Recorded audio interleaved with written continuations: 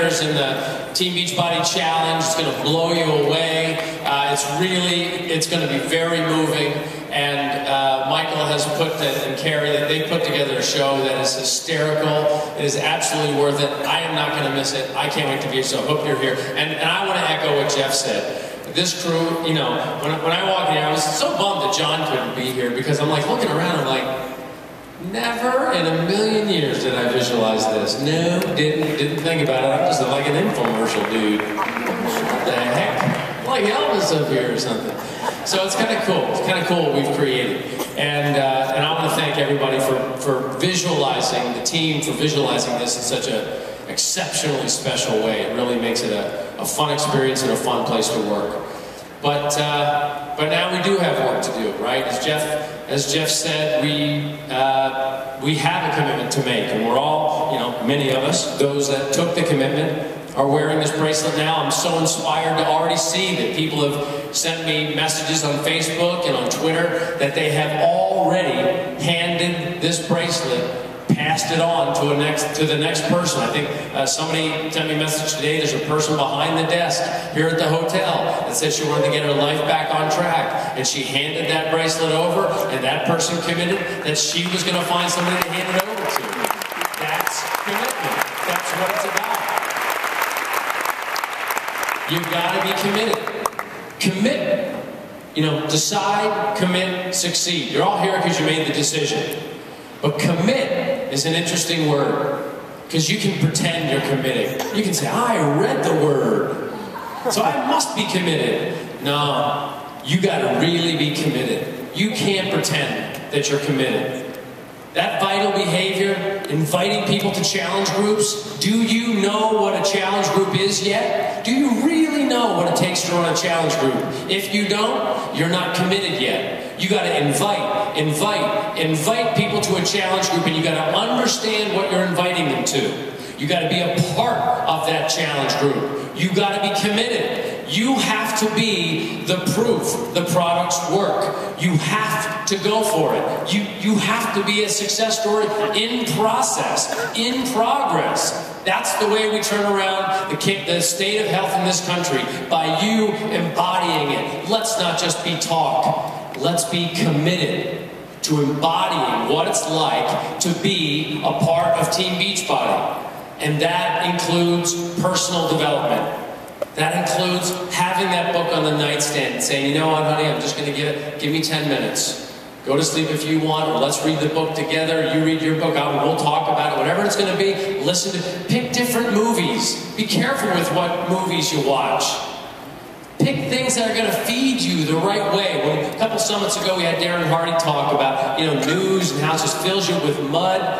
Fills that brain with all this negative energy. Find the positive stuff. Find the stuff that lifts you up. So when you go to sleep, you wake up then with a positive attitude. Commit to being that person that is vibrating in a positive way. And you will have such a dramatic impact on the people's lives around you. You know, I talked about all these goals. I want you to sign those 5 coaches by the end of July. I want you to commit to that. I want you to share that with your team. I want you to get a challenge group together to do the ultimate reset by the end of the summer. I want that for the people that you know, the people who are in your office, who are poo-pooing this whole process and they don't believe it. Just get them on it. Say, give it a shot. It's got that money back guarantee. You can do the entire 21 days and get your money back if you don't like it. At the least, you're going to pee a lot.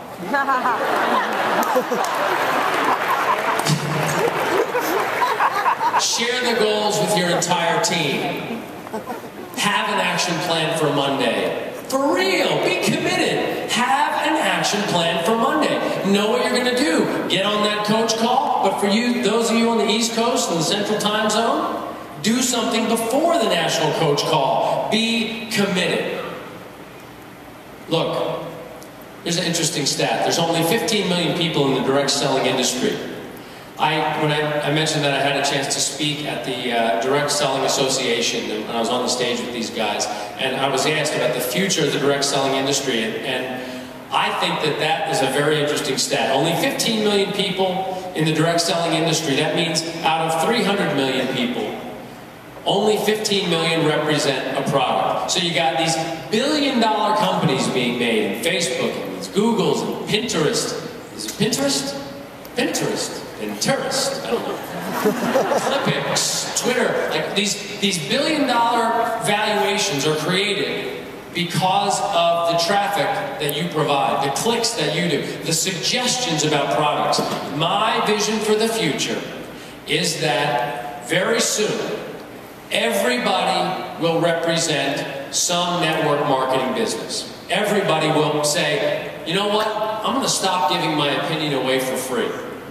If my opinion is worth this many billions of dollars, I'm going to stop just sort of lofting it out there. I'm going to represent something. So instead of just being defined by what I wear, or what I drive, or where I live, or what I listen to, or just who I am, my brand is also going to be defined by what I represent.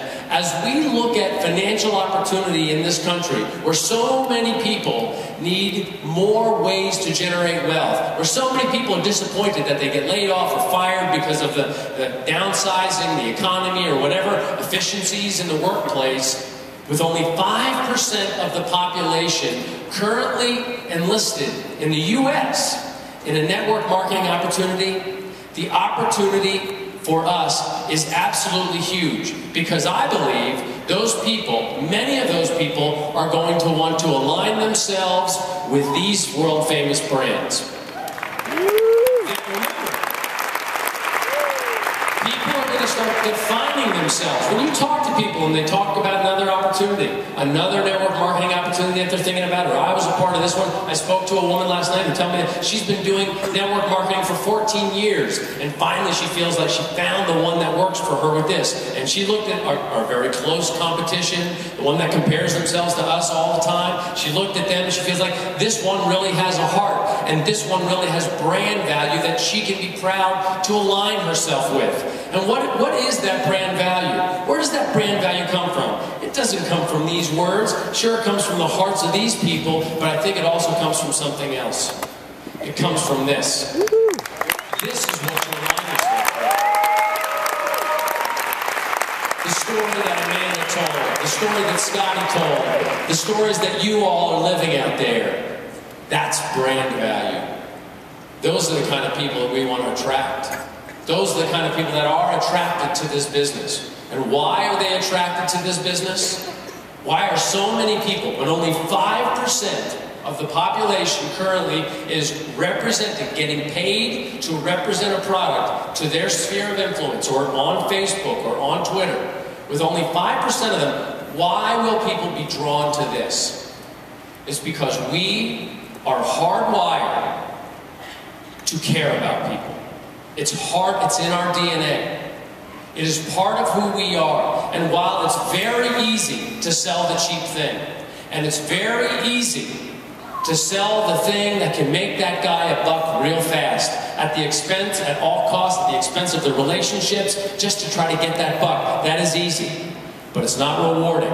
It's not the way you want to define your brand. And as things shift, because of Facebook and because of the social media where there's more transparency, I'm telling you right now, it's going to be opportunities that create these kind of meaningful success stories that people will be drawn to. Keep your faith in this, guys, because this is where it's going to go. You just got to be patient. This is where it's going to go. We are hardwired for it. And I know that because physically, there is actually a nerve. It's called the vagus nerve, ironically, here we are.